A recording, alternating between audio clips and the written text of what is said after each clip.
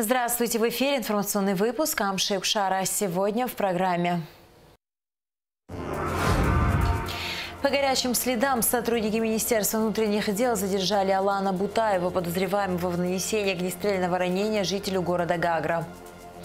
Кто виноват? За 8 месяцев текущего года в республике совершено 23 наезда на пешеходов, 7 со смертельным исходом.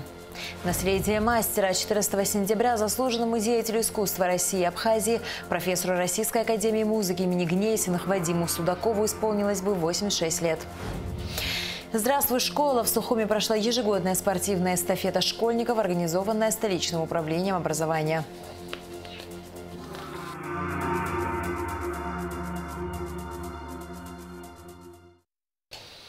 Медики Южного военного округа в мобильном многопрофильном госпитале, развернутом в Сухуми 18 августа, приняли на лечение и консультацию более 500 жителей Абхазии, заболевших новой коронавирусной инфекцией.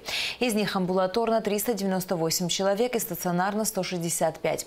99% уже выписаны из госпиталя. Медики ЮВО в круглосуточном режиме ведут прием пациентов и лечебно-диагностические мероприятия. Лаборатория полевого госпиталя позволяет осуществить единовременную загрузку до 24 биологических проб. Проведено уже порядка 1500 различных клинических исследований, в том числе более 1000 ПЦР-тестов, более 500 обзорных рентгенограмм грудной клетки. Об этом сообщает пресс-служба ЮВО.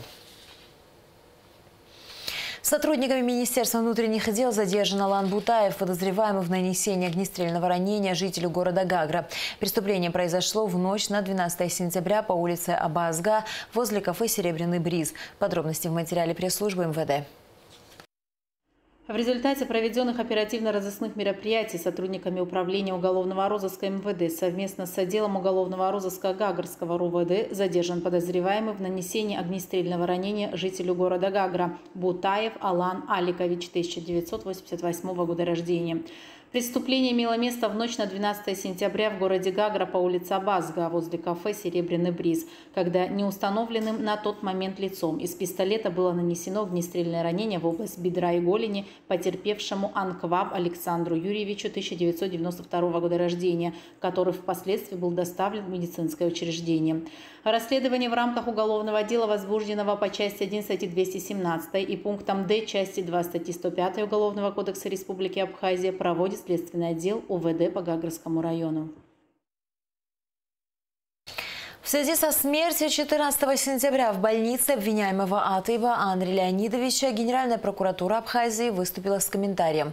Как сообщается на сайте Генпрокуратуры, 12 августа 2021 года в половине второго ночи в прокуратуру Гагарского района поступило сообщение об обнаружении в ИВС УВД по Гагарскому району повешенным Андрея Атыйба. В бессознательном состоянии он был доставлен в реанимационное отделение Гагарской больницы, а затем перевезен в республиканскую больницу Сухуми. 12 августа Атыйба был вывезен в сопредельное государство для дальнейшего лечения. 14 сентября Андрей Атыйба скончался, не приходя в сознание. По данному факту прокуратура Гагарского района проводит доследственную проверку. Назначена судебно-медицинская экспертиза. Андрей Атыйба был задержан прокуратурой Гагарского района 7 августа текущего года по подозрению в совершении насилия, опасного для жизни и здоровья, в отношении представителя власти, начальника отдела уголовного розыска УВД по Гагарскому району. 10 августа Гагарский районный суд избрал в отношении Атыйба меру пресечения в виде заключения под стражу. В ходе предварительного расследования 9 августа 2021 года судебно-медицинским экспертом было проведено освидетельствование подозреваемого Андрея Атыйба, в ходе которого не обнаружены повреждения, причинившие вред здоровью, уточняет Генпрокуратура. В связи с публикациями в абхазском сегменте социальной сети Facebook информации об обстоятельствах смерти Андрея Атыйба, Министерство внутренних дел также выступило с комментарием. В частности, сообщается, что 12 августа примерно в 1:30 содержащийся в ИВС УВД по Гагарскому району Андрей Атыйба был обнаружен при попытке совершения суицида путем повешения с использованием имеющихся при себе простыней и транспортирован в Гагарскую больницу. О данном факте сразу же было сообщено в прокуратуру Гагарского Гагарского района. Сотрудники прокуратуры провели неотложные следственные действия и начали процессуальную проверку по факту покушения на самоубийство.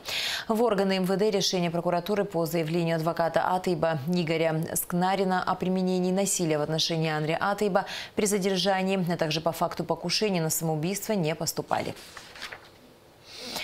За 8 месяцев текущего года в республике совершено 23 наезда на пешеходов, 7 со смертельным исходом. По оценке специалистов, статистика автоаварий с пешеходами в последние месяцы приняла отрицательную динамику и требует серьезного внимания. Хотя принято считать, что в ДТП с наездом на человека виноват водитель, нередко виновниками происшествия являются сами пешеходы. Алика Трапш продолжит тему. Буквально несколько дней назад на этом месте машина сбила молодого парня, который скончался от полученных травм. Следы этой ужасной трагедии до сих пор видны на дороге.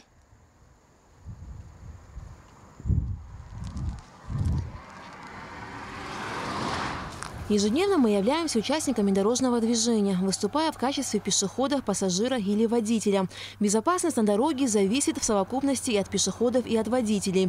И риски также присутствуют у обеих сторон. Статистика автоаварий с пешеходами в последние месяцы приняла отрицательную динамику. И, увы, есть случаи летального исхода. За 8 месяцев 2021 года они свидетельствуют, что у нас произошло 23 происшествия с наездом на пешеходов, 7 из которых закончились летальным исходом, 16 получили граждан повреждений различного характера.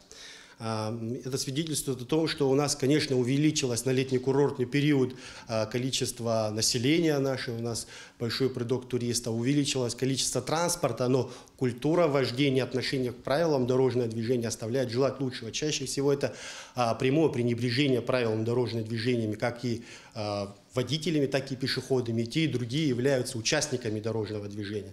И это приводит на сегодняшний день к происшествиям.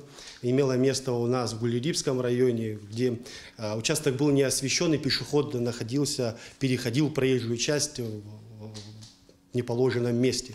И дальше следствие разбираются, все факты происшествия будут уточняться, но всем пешеходам и водителям надо быть бдительными, друг друга уступать и уважать на дорогах.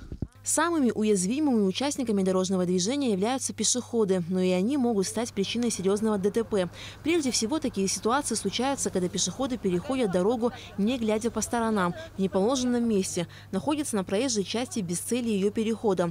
Как говорят водители, особую опасность пешеходы представляют ночью, когда их трудно вовремя заметить, в особенности в малоосвещенных местах, где видимость ограничивается только светом фар автомобиля. Да, бывают случаи, что мало кто соблюдает правила пешехода. Бывает, что в неположенных местах переходят дорогу. Как-то приходится среагировать, чтобы не ударить, чтобы не было ЧП. В основном ЧП у нас происходит ночью. На зебрах мало где есть освещение. Когда едешь по трассе ночью и встречная машина едет, она ослепляет тебя. И не каждый может заметить, что человек переходит на зебре дорогу, потому что нет освещения. В первую очередь в этом проблема, я думаю, так. И людям тоже, когда надо в положенных местах переходить дорогу. По правилам дорожного движения переходить проезжую часть дороги нужно по пешеходным переходам. Самый безопасный переход подземный или надземно регулируемый. При их отсутствии переходить проезжую часть можно на перекрестках по линии тротуаров или обочин. Однако, как показывает практика, пешеходы не чувствуют себя в безопасности, даже когда переходят дорогу по правилам. Я вот сейчас шла, слава богу, один остановился. А туда, когда переходила, нет, стоишь и ждешь, думаешь уже, куда идти, как. Хотя знаки везде есть, слава богу, но это никто не соблюдает. Сначала, сказать, что это должно государство или что-то, нет. Это каждый водитель, ты должен думать о том, что и твой ребенок должен может перейти дорогу. Не знаю, это каждый от нас это все зависит. Если мы сами от себя не начнем это делать, то ждать чего-то кто-то. Может, кто-то и виноват, а может, мы и сами. Как отмечают сами пешеходы, они практически ежедневно сталкиваются с нарушением правил дорожного движения со стороны водителей даже на контролируемых пешеходных переходах. Хамида Гварами стала жертвой наезда автомобиля на тротуаре, но благо обошлось без серьезных травм. У меня ребенок маленький, когда мы идем со школы, в школу и тому подобное, то у нас на дорогах, если честно, беспредел. Никто не пропустит, никто не уступит, даже смотря на то, что я иду с ребенком маленьким. Бывали даже случаи, что один раз зацепила машина. Это не пешеходный был переход, я просто шла по тротуару в новом районе. Он просто задел, на тротуар заехал, задел, обогнать пытался. Если честно, есть и безнаказанность. Ладно, я там взрослый человек, а если ребенок? Кто отвечать будет? Нередко ДТП случаются из-за неверных инфраструктурных решений. Проще говоря, из-за состояния дорог, обочин, отсутствия тротуаров, пешеходного перехода, освещения проезжей части. Все это в комплексе создает риски для жизни участников дорожного движения. Пешеходные переходы не оснащены соответствующим образом. Они порой из ниоткуда в никуда ведут, потому что нет с одной стороны тротуара и в другой стороне, куда пешеход переходит. Получается, что пешеход находится повсеместно на проезжей части. Проезжая часть является опасной зоной. У нас тротуары отсутствуют не только в нашей столице, к сожалению, они отсутствуют практически в остальных городах и районах. Нам необходимо будет эту работу проводить дорожным службам в первую очередь. И когда улицы еще и не освещены, это получается очень опасно, агрессивной средой. И нам необходимо будет эту всю работу проводить совместно с дорожными службами. Конечно, в одночасье все это не исправить, все тротуары не сделать, но мы должны идти к этому. Еще одна серьезная проблема – отсутствие парковочных мест, что также вызывает массу неудобств участникам дорожного движения. Этот вопрос требует комплексного решения. Мы замечаем, что в год становится до 7-8 тысяч транспортных единиц вновь. Это возрастание транспортных средств на наших улицах, городах и районах. Мы замечаем, как наши торговые объекты растут. Офисные центры растут, но, к сожалению, все выше мной упомянутые объекты не предусматривают в момент проектирования своих торговых объектов каких-либо парковочных мест. К сожалению, заметна такая тенденция, где порой минимизации пешеходных тротуаров и их заборов в пользу торгового объекта строятся они, что является очень опасным, неправильным и создающим потом впоследствии большие проблемы для как участников дорожного движения водителей и участников дорожного движения пешеходов. Затрудняется сам трафик, потому что большое скопление транспорта, отсутствуют парковочные места. Транспорт увеличивается, а парковочные места уменьшаются. Ежедневно сотрудниками ГАИ ведется профилактическая работа. На учете у госавтоинспекции 54 тысячи автотранспортных средств. За 8 месяцев текущего года к административной ответственности привлечены 53 тысячи нарушителей. И водителям, и пешеходам стоит помнить, что на дорогах нужно проявлять максимальную бдительность. От дисциплины каждого участника дорожного движения зависит его безопасность и безопасность окружающих. Алика Трапшти, Мургугохи, Раму Камки, Абхазское телевидение. Президент Аслан Джани поздравил с днем рождения заместителя председателя Совета безопасности России Дмитрия Медведева. Многонациональный народ Абхазии всегда будет помнить ваш личный вклад в укрепление и развитие дружественных и добрососедских отношений между нашими странами. С вашим именем связано одно из самых главных событий в истории нашей страны – признание Республики Абхазия в качестве суверенного и независимого государства Российской Федерации. Отмечается, в частности, поздравление главы государства. С октября 2021 года Пенсионный фонд повысит размер доплат к пенсиям отдельных категорий граждан, не получающих российскую пенсию. На финансирование этих доплат с октября по декабрь 2021 года потребуется 13 миллионов 109 тысяч рублей. По информации председателя Пенсионного фонда Дениса Гулария, доплаты к пенсиям будут увеличены следующим категориям пенсионеров. На 1000 рублей повышается доплата пенсионерам, имеющим звание народный, заслуженный работник, шахтерам. На 600 рублей повысится доплата лицам, получающим пенсию по случаю потери кормильца на каждого нетрудоспособного члена семьи. На 500 рублей повысится доплата пенсионерам по возрасту, пенсионерам, получающим пенсию за выслугу лет, инвалидам 1, 2, 3 групп. На 250 рублей увеличится доплата пенсионерам, получающим социальные пенсии по возрасту и по инвалидности. Количество пенсионеров, которым повысят доплаты, 11 821 человек. Всего Пенсионный фонд выплачивает пенсии и пособия 39 категориям граждан. Данные повышения доплат касаются 7 категорий пенсионеров, не получающих российскую пенсию. На сегодняшний день сумма задолженности Пенсионного фонда Абхазии по выплатам пенсии и пособий за август составляет 57 миллионов рублей. За август начислено 95 миллионов 961 тысяча рублей. На 13 сентября профинансировано 38 миллионов 698 тысяч. 14 сентября заслуженному деятелю искусства России и Абхазии, профессору Российской академии музыки имени Гнесиных Вадиму Судакову исполнилось бы 86 лет. С его именем связано становление хоровой капеллы Абхазии. Проработав в республике около 9 лет, Вадим Судаков заложил прочные основы исполнительного мастерства.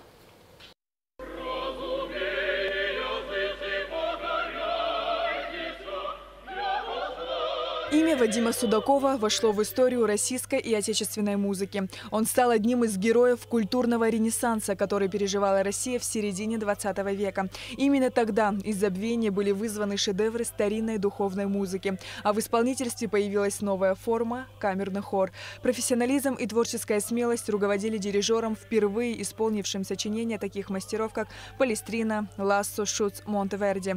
Будучи всегда и во всем смелым новатором, Вадим Судаков в течение своей яркой творческой жизни явился создателем многих хоровых коллективов – Московской капеллы мальчиков, камерного хора института имени Гнесиных. А в 1973 году молодой московский дирижер стал руководителем Государственной хоровой капеллы Абхазии.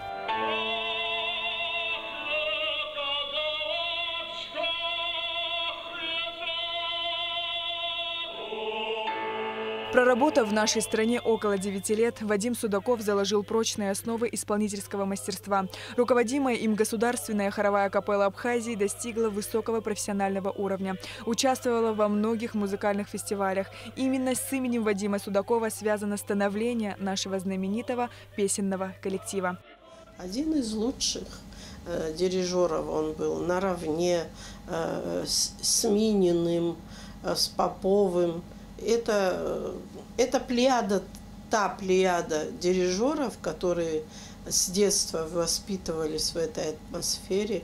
Потом у него замечательная семья была. Мама была педагогом Гнесинки, так что и вообще могу говорить бесконечно об этом человеке. Как о человеке и как о дирижере. И сколько он сделал для развития капеллы и вообще профессионального хорового пения в Абхазии, сколько он сделал. Он впервые записал пластинку из 12 произведений абхазских композиторов и народных обработках песни. Вот тогда мы тоже ездили в Москву, и мы записывали пластинку. Я думаю, что те звания, что он имел, заслуженный деятель искусства Абхазии, Грузии, России, он заслужил, и он почетный житель Абхазии. Это звание тоже он заслужил. Он в работе был строгий, очень строгий был. А так за столом там пикники бывали, вот, и часто вот очень. А там он как друзья мы с ними были. Он в поте лица работал. Я на всю жизнь это запомнил. Мне не сейчас, я тоже не молодой, мне под 70 лет. За все это время я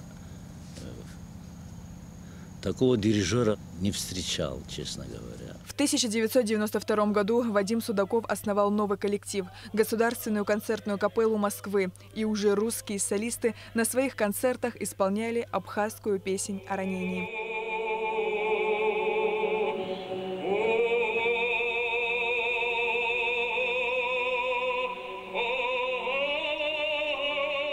Вадима Судакова нет уже больше 10 лет, но его творческий путь продолжает его сын, заслуженный артист России и Абхазии Анатолий Судаков. Он, как и его отец, является большим другом Абхазии. Сейчас он постоянно проживает в Москве. Мы связались по телефону с Анатолием Вадимовичем. Самым плодотворным и ярким периодом в жизни Вадима Судакова было то время, которое он провел в Абхазии, став одним целым с Государственной хоровой капеллой, вспоминает Анатолий.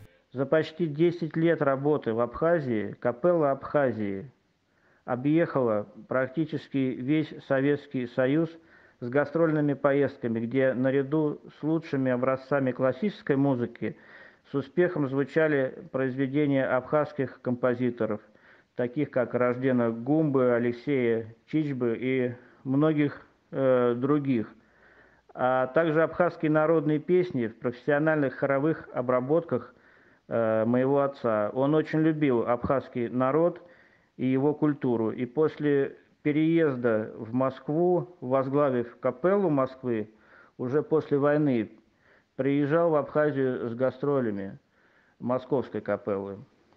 Мы продолжаем эти традиции и тоже часто приезжаем с сольными концертами в республику и участвуем в проектах Министерства культуры Абхазии и филармонии. Без сомнения, Вадим Анатольевич Судаков – мастер хорового дирижирования, виртуозно владевший дирижерской техникой, внес значительный вклад в музыкальную культуру России и Абхазии. Поистине неоценимы его заслуги в развитии абхазской музыки в жанре академического хорового пения. И это позволяет нам говорить о том, что имя Вадима Судакова навсегда останется в истории абхазской музыкальной культуры. Сария Кварацхеля, Алексей Агухава, Абхазское телевидение. Координационный союз организаций русских соотечественников в Абхазии, объединяющий 19 организаций, приглашает всех руководителей общественных организаций русских соотечественников принять участие в рабочей группе по подготовке страновой конференции. Мероприятие состоится 7 октября. Заявки на участие принимаются до 23 сентября. Справки по телефону 935 77 55. В Сухуме на площади Свободы прошла ежегодная спортивная эстафета школьников «Здравствуй, школа». В ней приняли участие 165 учащихся из 15 школ столицы. Поддержать участников эстафеты пришли родители и учителя. Организовало мероприятие Управление образования администрации города Сухум. Все учащиеся начальных классов были награждены подарками. Победила команда 12-й средней школы, второе место заняла команда 3-й школы, третья учащиеся 6-й средней школы. 7 призерам соревнований были вручены кубки и медали. Мы сейчас провели традиционную эстафету «Здравствуй, школа». Она проводится очень много лет подряд, еще в довоенный период. Когда-то в детстве я бежала эстафету «Здравствуй, школа». Она всегда начинается в начале года. Мы открываем спартакиаду школьников города Сухум. То есть у нас будет по спартакиаде, если нам ничего не помешает и обстановка будет благоприятная, мы проведем 10 соревнований по программе спартакиады школьников. Вот сейчас это первые эстафеты. Как вы видели, команды школ приняли участие. Они распределяются. 15 школ всего было. В команде 11 участников, значит, 165 человек приняло участие в этих соревнованиях. Это первые соревнования. Следующие соревнования будут по национальным видам. Они будут приурочены к 27 сентября, к Дню освобождения города, и пройдут в парке напротив филармонии. 15 сентября в Сухуме состоится матч 13-го тура второго этапа чемпионата Абхазии по футболу сезона 2021 года. Встречаются две столичные команды «Динамо» и «Нарт». Начало матча в 16 часов. Напоминаем, что прямую трансляцию всех матчей можно смотреть на канале Абхазского телевидения в «Система спорт» и в соцсетях. И в завершении выпуска о погоде.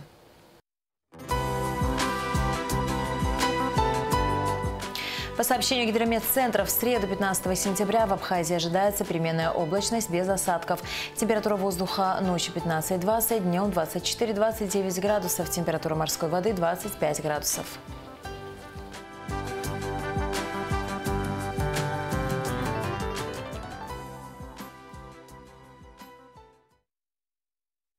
На этом наш выпуск завершен. До скорых встреч в эфире.